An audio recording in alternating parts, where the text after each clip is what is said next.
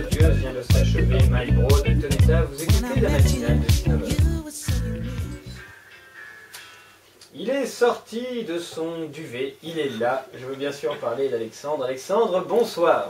Bonsoir à tous, bonsoir Max, bonsoir Mathieu, bonsoir Madame Mélonio. Alors ce soir, quand vous m'avez annoncé que l'on recevait Madame Françoise Mélonio, responsable du collège universitaire de Sciences Po Paris, je me suis dit, cool daron, tu vas pouvoir enfin réaliser ton rêve. Oui, mais voilà, quel est mon rêve?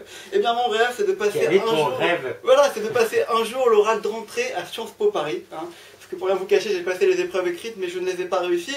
Et je n'ai pas eu donc la chance de passer cette fameuse épreuve orale. Alors ce soir, Madame Mélonio, je vous remets mon CV, que vous pourrez lire chez vous avec plaisir.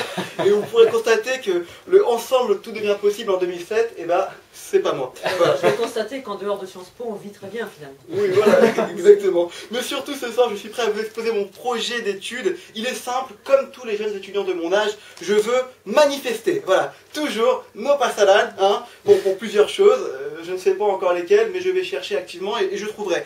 Comme vous pouvez le lire sur mon curriculum vitae, je suis humoriste. CV aussi. Oui, oui, mais j'ai voulu changer. Je suis humoriste et je vis dans de grandes salles comme le Splendide. Je sais donc parler et convaincre des foules. Hein, et je ne vous cache pas que je veux être l'humoriste de tous les Français. Voilà.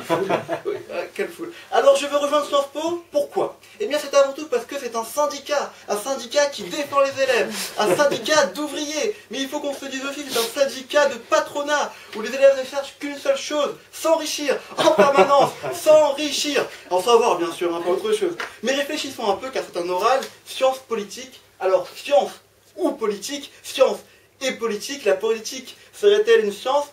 Sarkozy, les autres seraient donc des atomes, je vous laisse choisir lesquels. Hein. La politique serait donc une science, mais alors l'humour aussi est une science, car l'humour est subjectif et non objectif, tout comme la politique. Bon là je pars un peu en couille, mais bon c'est un oral, c'est pas grave. En philosophie. En philosophie, oui, voilà, c'est peut-être la plus révélateur. En tout cas, j'admire cette école dont de grands noms sont sortis, David Pujadas, Anne Romanoff, François Hollande, ou bien encore Evangélie, non je déconne. Tous ces noms en tout cas me donnent envie d'intégrer votre établissement, de gravir les échelons, et pour moi, j'ai plusieurs expériences à mettre en avant. D'abord, je peux me prévaloir d'avoir gagné et d'avoir participé à la victoire de Maxime Goulard, en classe de 5e, aux élections de délégués au collège Raymond Queneau. Voilà. Avec Goulard, c'est tous les jours la danse des canards, et ben ça c'est moi. Voilà. Ça fait rêver, hein. Ça fait rêver, Max. Ah oui, complètement. Si je veux rejoindre votre école, chère madame, c'est aussi parce que je vais apprendre à mentir et à assumer mes mensonges. Tous les grands politiques y arrivent, alors pourquoi pas moi? Dernier exemple en date, le président lui-même, en direct à la télévision mardi dernier, qui dit ne pas avoir fait son choix pour 2012. Il est beau quand même. Mais comment il fait? C'est comme au PS, Martine Aubry qui dit elle non plus, elle sait pas si elle se présentera. Ils sont très forts. Ou alors c'est comme Bayrou, lui aussi, qui ment très bien, qui dit qu'il peut encore gagner l'élection en 2012. Il est très fort aussi. Non, au fond, Madame Mélonio, si je veux vraiment rejoindre Sciences Politique Paris et faire de la politique, c'est parce que je pense que pour être humoriste aujourd'hui, il faut avoir un peu de sens politique. Et pareil, pour faire un peu de politique, il faut avoir un peu de sens de l'humour. J'aurais tellement aimé que Nicolas Sarkozy, quand la crise était à son apogée, déclare, écoutez, par rapport à la crise, il y a deux visions, hein. Il y a les optimistes et les pessimistes. Vous voulez que je vous dise ce que disent les optimistes? Eh ben je vais vous le dire. Ils disent que demain on mangerait de la merde, voilà. Hein. Pardon, qu'est-ce que disait pessimiste? Eh ben qu'il n'y en aura pas pour tout le monde. Voilà, hein.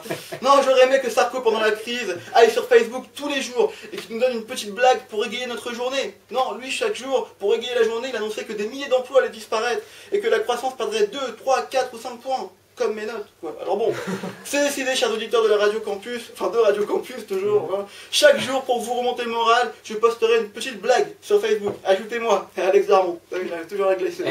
On a remarqué. Et finalement, Madame Mélonio, je vais changer ma requête auprès de vous. Engagez-moi plutôt comme prof. Voilà. J'apprendrai. C'est ce que j'allais dire, on n'avait plus rien à apprendre à Sciences Po. Ah, c'est gentil. J'apprendrai aux élèves à être drôles dans toutes les circonstances. C'est ça la nouvelle politique. Apprendre à un mec qui l'est viré et lui raconter une petite blagounette derrière. Ça fait toujours plaisir. Bon allez mes champions, je vous laisse. Et en attendant, la semaine prochaine, je préparais mon oral pour rentrer à HEC.